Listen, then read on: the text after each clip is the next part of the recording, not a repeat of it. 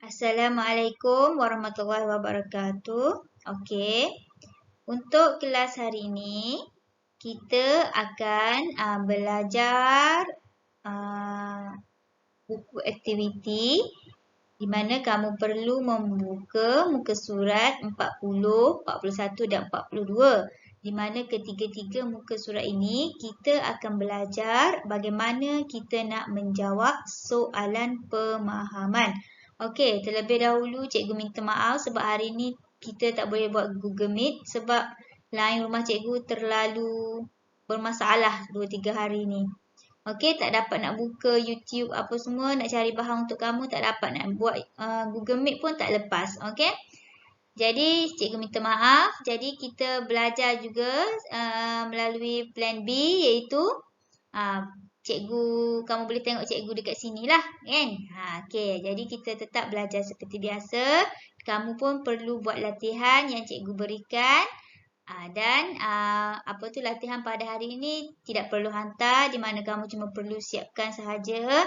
Lepas tu nanti bila dah habis buku ni, cikgu akan kutip buku tu, di mana mak atau ayah kamu akan tolong hantarkan buku ni ke sekolah dan cikgu akan membuat semakan sebelum cikgu bagi balik kepada kamu nanti ya. Okey, jadi hari ini kita teruskan pembelajaran kita, di mana kamu perlu sediakan buku aktiviti ni ya. Macam biasa, kita akan sambung pada muka surat 40, 41 dan 42. Okey? Okey, sekarang kamu tengok muka surat yang cikgu bagi tahu tadi. Kan?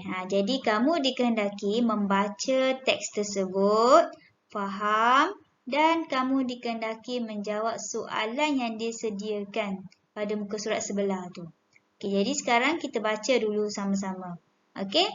Tajuk dia bersama-sama menghijaukan alam sekitar. Okey? Di tempat tinggal keluarga Seha terdapat sebuah kawasan lapang. Keluarga Seha bersama dengan jiran mereka bercucuk tanam di situ pada waktu petang.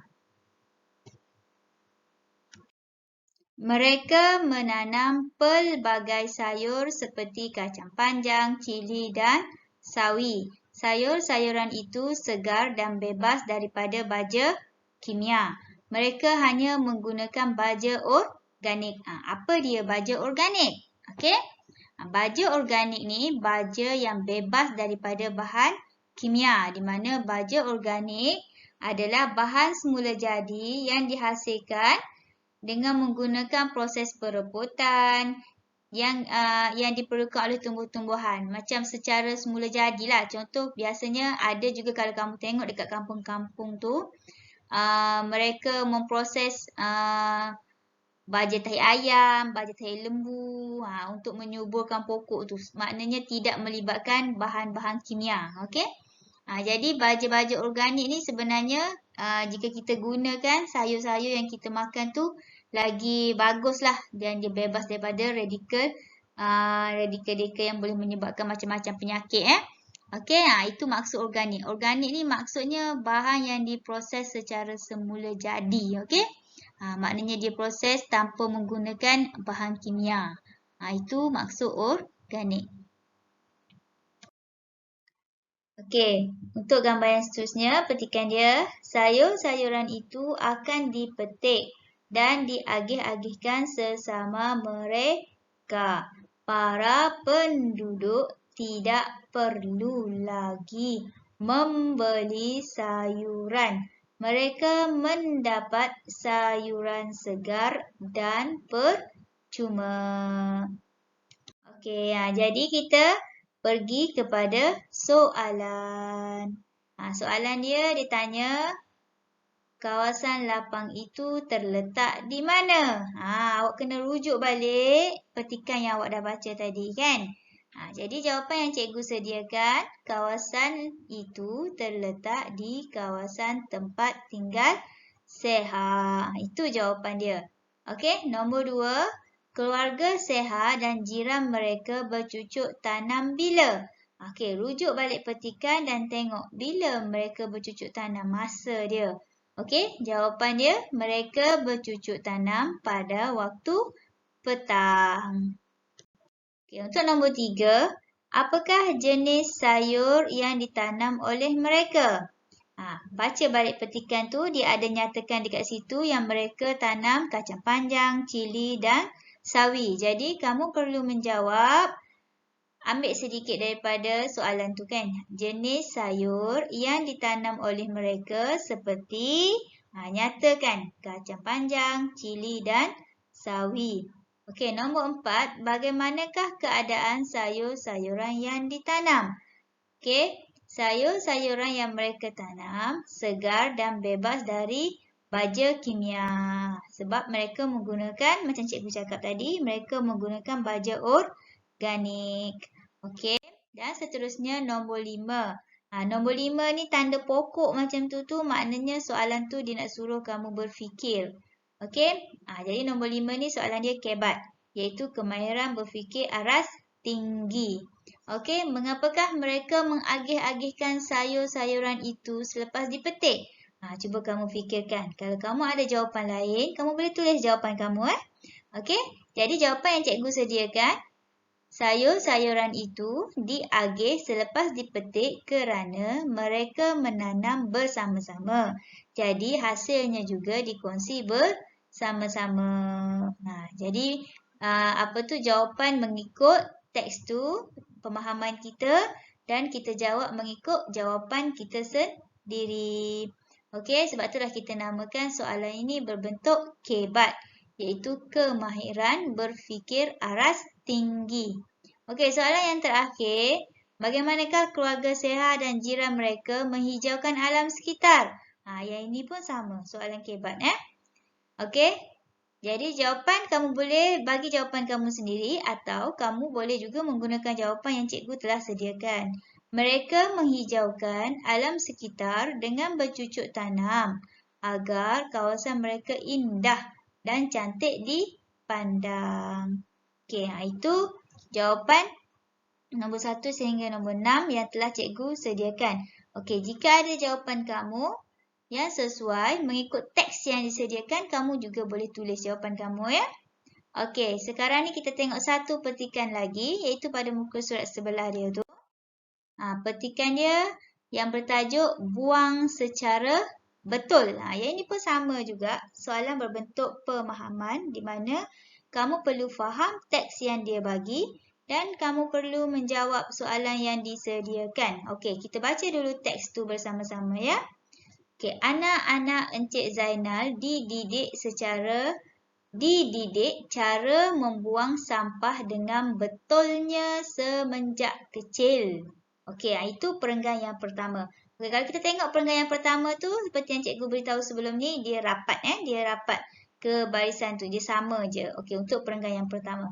Okey, perenggan yang kedua, dia ada jarak sedikit kan. Itu kita panggil perenggan yang kedua. Encik Zainal menyediakan 2 buah tong sampah di rumahnya.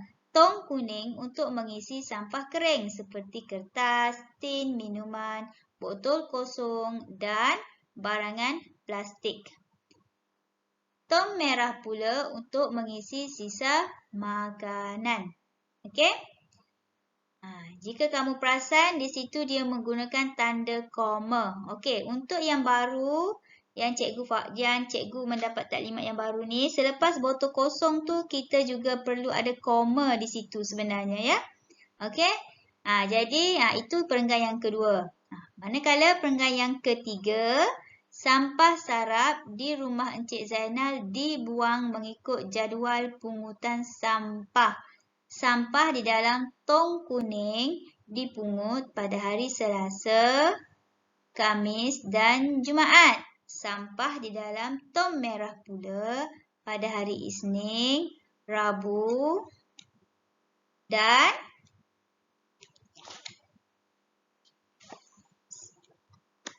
Sabtu.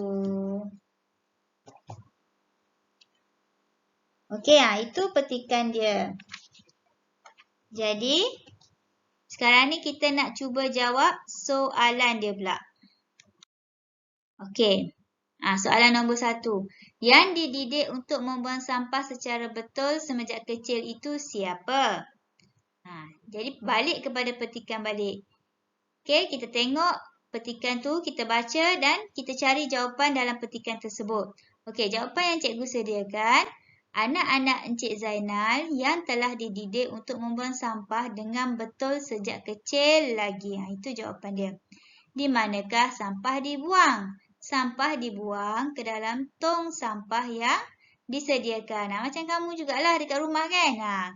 Kamu buang sampah kat mana? Kamu buang sampah di dalam tong sampah yang telah mak sediakan, yang telah ayah sediakan kan?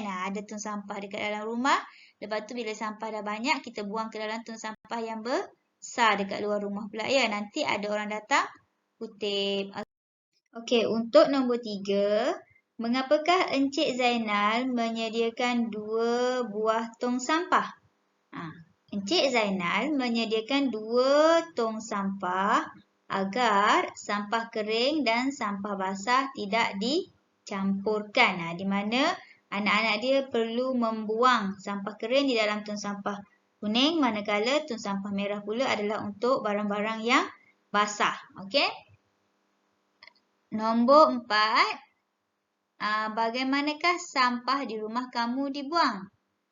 Okey, yang ni kamu cuba fikirkan macam mana agaknya hari-hari kamu membuang sampah yang ada di dalam rumah kamu. Okey? Sampah di dalam rumah saya dibuang ke dalam tong sampah yang telah disediakan di luar rumah. Okey, itu jawapan cikgu. Jika kamu ada jawapan kamu sendiri, kamu boleh tulis jawapan yang kamu fikirkan sesuai dengan kehendak soalan tersebut. Okey, itu sahaja pembelajaran kita untuk hari ini. Jadi, kamu boleh teruskan menjawab soalan tersebut di rumah pada masa yang telah ditetapkan dalam jadual PDPR kamu iaitu pukul 11 sehingga pukul 1 tengah hari nanti. Jadi, cikgu harap kamu terus buat dan selepas buat simpan buku elok-elok.